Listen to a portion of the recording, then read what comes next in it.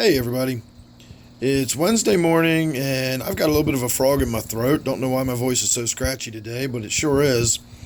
So we're going to make this a short video. It was only intended to be a brief update. This is the first day after I added those new minnows and suckerfish to the tank. I went out yesterday and I caught some fish and I put them in the tank, and I said I didn't know what they were and I couldn't identify them. And here's one of them lying on the bottom, and I don't know why I was so puzzled by what they are. I've had these fish before. I've actually wanted some of these fish in the tank and was actively seeking them, and then when I finally caught them, I just had a complete brain fart and couldn't even identify them. That is an Eastern Stoneroller. I had a lot of people suggest that it was a white suckerfish, which I'd never really heard of before. So I looked up the white suckerfish, and I can certainly see why people would think it's the same fish. The body shape is almost identical. But if you actually look at the markings on the side of the fish, you will see the sort of mottled brown markings. See if we can get a better look if he settles down again. He's probably going to be on the move now that he's been disturbed like that. So him and the Chinese algae eater don't seem to get along. Very, very similar fish. Both fish, I'm assuming, probably fill the same ecological niche in their prospective native environments, but they obviously come from very different parts of the world. So they both basically evolved to serve the same purpose in their environment, which is like an all-flux grazer or an algae scraper, and they keep the tank clean for me. So while it did look very, very much like the white suckerfish, it's not. It's the Eastern Stoneroller. And the dead giveaway, the absolute positive idea is if you look at the Eastern Stoneroller, you will always see sort of a dark, false eye spot right at the base of the tail. And all three of the suckerfish I brought home had that on them. Let's see if I can find one swimming around in this crowd over here.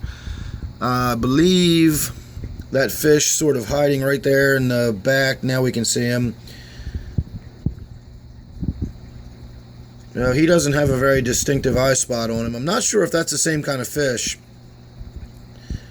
but it definitely is not the same as these other minnows that have that clear dark stripe down the side. That one right there in the middle definitely has more of that sort of mottled brown markings on them. So I'm not really sure if that's even a different species, but I know the big one we were looking at is most definitely the Eastern Stoneroller.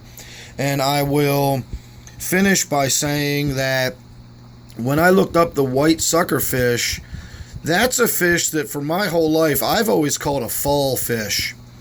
And when they get bigger, they actually start to grow these sort of bony protuberances on their forehead. They're sort of like these little knobbly spikes that grow out of their forehead.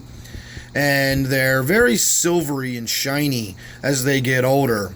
So I'm not sure where the white name comes from. I guess maybe when they're younger they're a whiter sort of color. But by the time they get up to be 6 or 8 inches, maybe 10 inches, they're not a bad fish to catch. I used to catch them in the Patapsco all the time when I was a kid.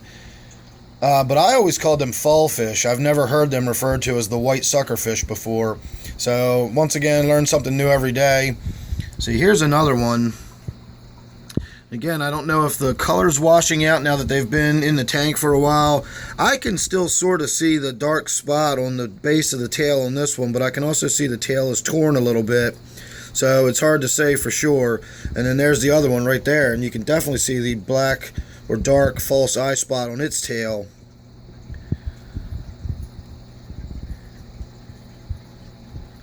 See, there's a better look at it right there. So if you look up the white suckerfish again, you will see that it does not have any of those sort of mottled markings, and it does not have that false eye spot on the base of the tail. The fall fish, or the white suckerfish, is very unadorned. It's just sort of this sort of uniform, shiny kind of color. And then as it gets older, it develops those protuberances on the forehead. So definitely a different fish, but I can certainly understand why it would have been confused for what I've got. And again, I really don't know why I didn't know what I had when I had it. I just kind of ran down there and grabbed them and was actually thinking more about processing and uploading the video and everything than I was about what kind of fish it was. So as usual though, thank you for all of the input and the help. It was definitely worth it. I learned something from it. Now I know what those white suckerfish are, and so on and so forth. So I always like all my comments and always appreciate all the activity on my channel that everybody gives me. And then there's my Chinese algae eater.